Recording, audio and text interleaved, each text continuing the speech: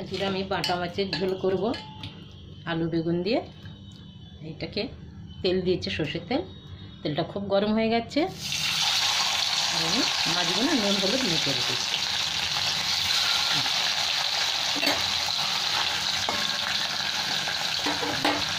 অল্প অল্প করে দিয়ে ভেজে নিচ্ছে। মাছটা একবার উল্টে দেবো আমি।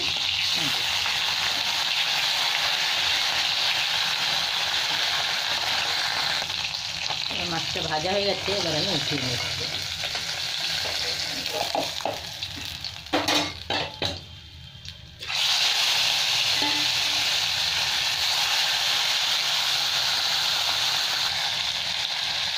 এখানে আমার মাছটা ভাজা হয়ে গেছে, উঠিয়ে নিলাম।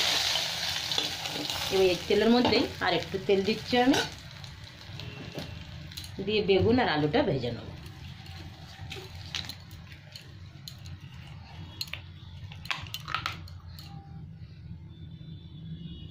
অল্প একটু সর্ষের তেল দিয়ে দিলাম।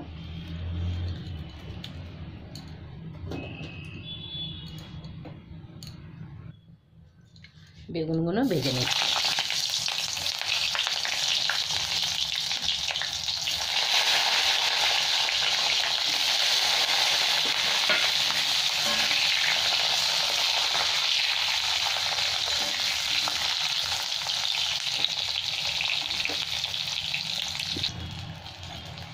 আমার বেগুনগুলো ভাজা হয়ে গেছে, উঠিয়ে নিলাম।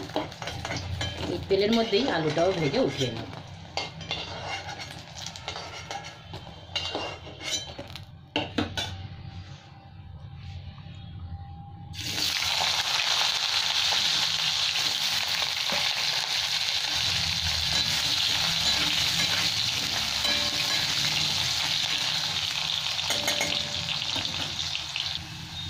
এখানে আমি আলুগুলো ভেজে উঠিয়ে নিচ্ছি।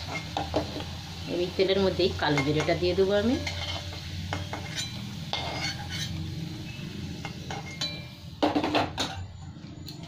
দিয়ে দিলাম কালো জিরে। এখানে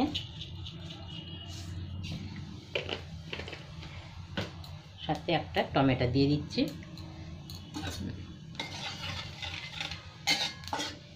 কালো জিরে ভাজা হয়ে গেছে, এই টমেটো দিয়ে দিলাম।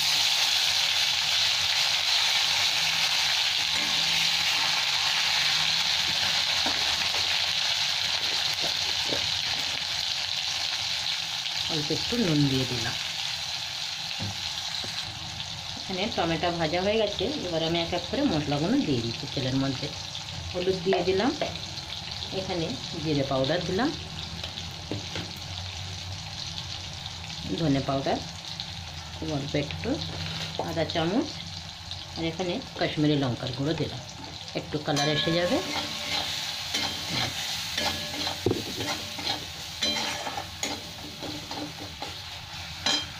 অল্প একটু জল দিয়ে দেবো, মশলাটা পুড়ে যাচ্ছে, জল দিয়ে কষিয়ে নেব।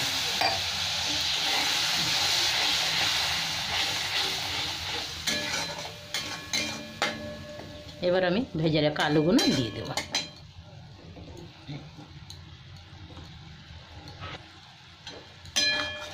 এখানে আলু আর মশলা খুব ভালো করে ভেজে নিয়েছি, এবার আমি জল দিয়ে দিচ্ছি। আলুটা সেদ্ধ হয়ে গেলে মাছ আর বেগুন তুলে দেবো।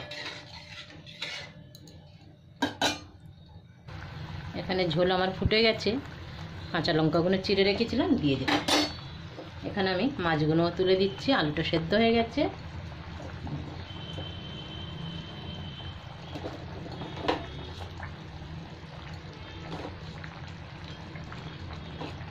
বেগুনগুলো দিয়ে দিলাম সাথে।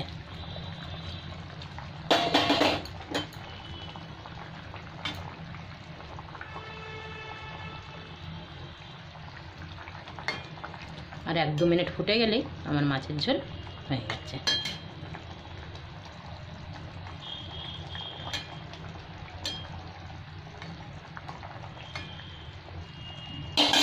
লাস্টে আমি ধনে পাতা দিয়ে নামিয়ে নেব। এখানে আমার মাছের ঝোলটা হয়ে গেছে, বাটা মাছের ঝোল। এবার আমি গ্যাসটা বন্ধ করলাম, ধনে পাতা দিয়ে